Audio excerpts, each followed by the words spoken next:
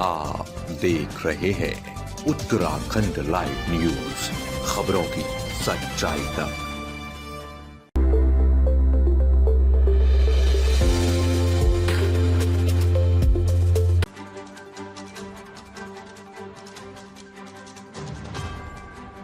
आतंकवाद के खिलाफ एक बड़ी सफलता में गुजरात एंटी टेररिज्म स्क्वाड ने बेंगलुरु के हैब्बल इलाके से 30 वर्षीय महिला शमा परवीन को गिरफ्तार किया है। एटीएस का दावा है कि शमा अलकायदा इन इंडियन सब कॉन्टिनेंट के अंतर्राज्यीय नेटवर्क का हिस्सा थी और युवाओं को सोशल मीडिया के जरिए कट्टरपंथ की राह पर ले जाने का काम कर रही थी। एटीएस के डीआईजी सुनील जोशी के अनुसार परवीन को 29 जुलाई को हिरासत में लिया गया और उससे पूछताछ चल रही है। शुरुआती जाँच में ये सामने आया है कि शमा ऑनलाइन प्लेटफॉर्म्स के जरिए AQIS से जुड़ी हुई थी और संगठन के लिए भारत विरोधी गतिविधियों में युवाओं की भर्ती कर रही थी। इससे पहले 23 जुलाई को गुजरात एटीएस ने नोएडा, दिल्ली, उत्तर प्रदेश और गुजरात से AQIS से जुड़े 4 संदिग्धों को गिरफ्तार किया था। इन्हीं आरोपियों से मिली जानकारी के आधार पर एटीएस शमा तक पहुंच सकी। विशेषज्ञों का मानना है कि इस गिरफ्तारी से एक नया और गंभीर संकेत मिलता है। आतंकी संगठनों ने अब महिला स्लीपर सेल्स को सक्रिय करना शुरू कर दिया है। इससे सुरक्षा एजेंसियों की चुनौतियां कहीं अधिक जटिल होती जा रही हैं। गौरतलब है कि AQIS की स्थापना वर्ष 2014 में अलकायदा प्रमुख अयमान अल जवाहिरी ने की थी, जिसका उद्देश्य भारतीय उपमहाद्वीप में आतंकी नेटवर्क को विस्तार देना था। संगठन तालिबान के संरक्षण में अफगानिस्तान से संचालित होता है और इसका पहला सरगना असीम उमर भारतीय मूल का था। ये मामला देश के भीतर कट्टरपंथ और आतंकी नेटवर्क की गहराई को उजागर करता है और सुरक्षा एजेंसियों को नई रणनीति के साथ मुकाबला करने की जरूरत पर बल देता है।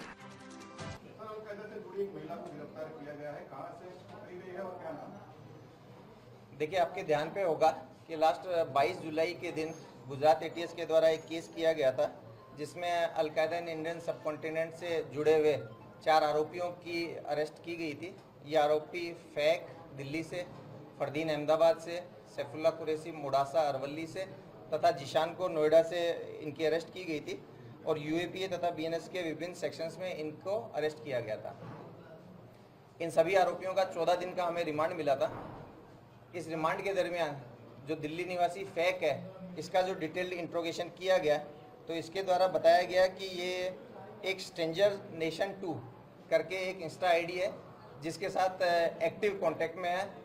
बहुत सारा अलकायदा से रिलेटेड कंटेंट जो है वो ये इसी आईडीज़ के थ्रू लेता है और साथ साथ ये लोग कई सारे जिहादी कंटेंट की आपले में एक दूसरे को लेन देने में ये लोग इन्वॉल्व हैं और जिहादी मुद्दों पे ये लोग डिस्कस भी करते हैं। इस इंट्रोगेशन के साथ साथ जो पहले से फैक और इन लोगों ने जो वीडियो पोस्ट किए थे, फोटोज पोस्ट किए थे, इसमें भी कुछ टैगलाइंस मिली थी, जिसके आधार पे जो स्ट्रेंजर नेशन 2 करके है, इस प्रोफाइल को गुजरात एटीएस की टेक्निकल टीम के द्वारा डिटेल्ड ढूंढने का प्रयास किया गया। एक टेक्निकल टीम जिसमें एसपी के Siddharth, DYSP Harsh Upadhyay, wireless PI Manan Ojha, Manal Shah, RC Vadvana, PR Vasava, police constable Ravi Desai वगैरह रहे। इन लोगों ने ये जो एक आईडी का जो हिंट मिला, इस आईडी को डिटेल्ड जानने का प्रयास किया। इंस्टा पे स्ट्रेंजर्स नेशन 2 के साथ साथ फेसबुक पे भी सेम बंदे की strangers of nation and stranger of the nation 2, ये टोटल 3 प्रोफाइल्स आइडेंटिफाई की गई। इसके साथ साथ इस टेक्निकल टीम द्वारा ये प्रोफाइल कौन चला रहा है, इसके बारे में इन्वेस्टिगेशन किया गया और इनको जानने को मिला कि एक शमा परवीन नाम से एक महिला है, जो कि RT नगर बेंगलोर में रहती है। वो इन तीनों प्रोफाइल को चला रही है। ये प्रोफाइल काफ़ी पॉपुलेटेड है, 10,000 से ज़्यादा हर एक प्रोफाइल में फॉलोअर्स हैं। इस आइडेंटिफिकेशन के बाद में एक दूसरी टीम बनाएगी, जिसमें DYSP Virjit Parmar, PI AS Chavda, wireless PI Manal Shah, PSI Aman Patel, BJ Patel तथा ASI हिनाबेन मकवाना, इनकी टीम को बेंगलोर भेजा गया। इंटर स्टेट ऑपरेशन ये एक था, जिसमें सेंट्रल एजेंसीज की मदद ली गई, राज्य पुलिस की मदद ली गई।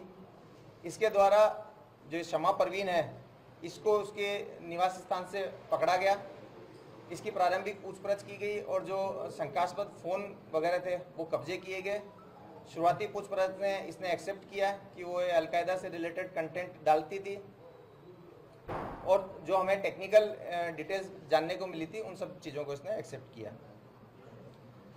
इसके जो तीनों पेजेस अलग अलग पेजेज हैं उनके बारे में अगर डिटेल से चर्चा करें तो इसने अलकायदा के लीडर मौलाना आसिम उमर के काफ़ी सारे वीडियोस अपने पोस्ट्स में डाले हैं जो कि हथियारबंद विप्लव, गजवाए हिंद की स्थापना तथा धार्मिक आधार पर हिंसा व आतंकवादी हमलों के लिए लोगों को उकसाता है।